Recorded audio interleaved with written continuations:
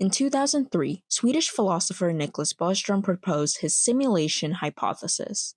In his hypothesis, Bostrom believes that one day humans will be able to create simulations so advanced that they include conscious beings. The consciousness of a real human would be essentially indistinguishable from a human in the simulation, at least to them. Bostrom's hypothesis presents a trilemma, 3 possible scenarios for our world.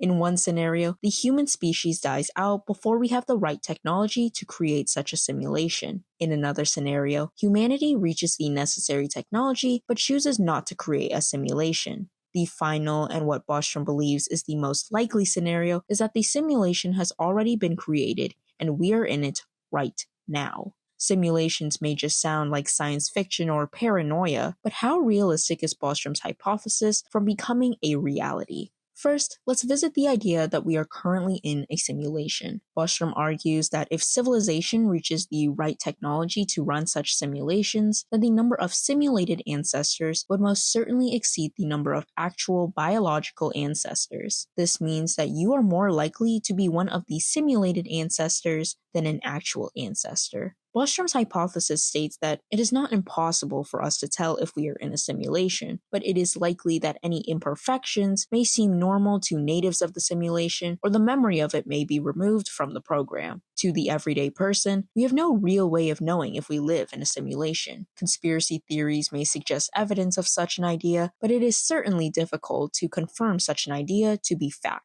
Next, Bostrom's idea that humanity reaches the necessary technology but chooses not to create a simulation. This possibility in Bostrom's hypothesis doesn't match up historically with humanity's intrinsic and extrinsic drives for innovation. From the printing press to the personal computer, humanity thrives through innovation for the sake of an easier life and, in many instances, money. From the rivalry between Vanderbilt and Rockefeller to the modern arms race of artificial intelligence, many of the top innovators have competed to stay on top, for power and profit. It seems unlikely that humanity would reach a point with the necessary technology to run a simulation, but not follow through, especially with capitalistic motives in mind.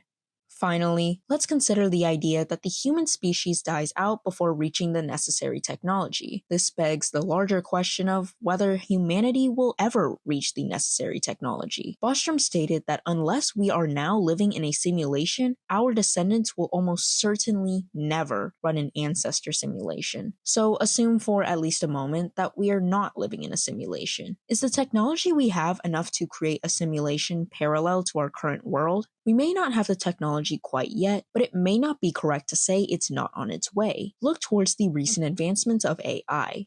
Generative AI has been used to create deepfake videos, audios, and pictures. As research and technology advance in a technologically centered world, such deepfakes have become more and more convincing. Convincing to the point where concerns about the use of deepfakes with election seasons and financial institutions have become more important. A 2024 study found that humans were 81.7% more likely to agree with personalized arguments from AI-driven large language models versus a human adversary. However, AI depends heavily on energy derived from fossil fuels, and its sourcing from data centers has accounted for 2.5 to 3.7% of global greenhouse gas emissions, more than the aviation industry. And with AI being integrated into search engines, computing energy per search could also increase by 5 times and catalyze the climate crisis. So while our current AI advancements seem to be getting closer and closer to Bostrom's hypothetical simulation, perhaps our own innovations and its furthering of the climate crisis will prove one of Bostrom's propositions to be true, that humanity will die out before we reach technological maturity.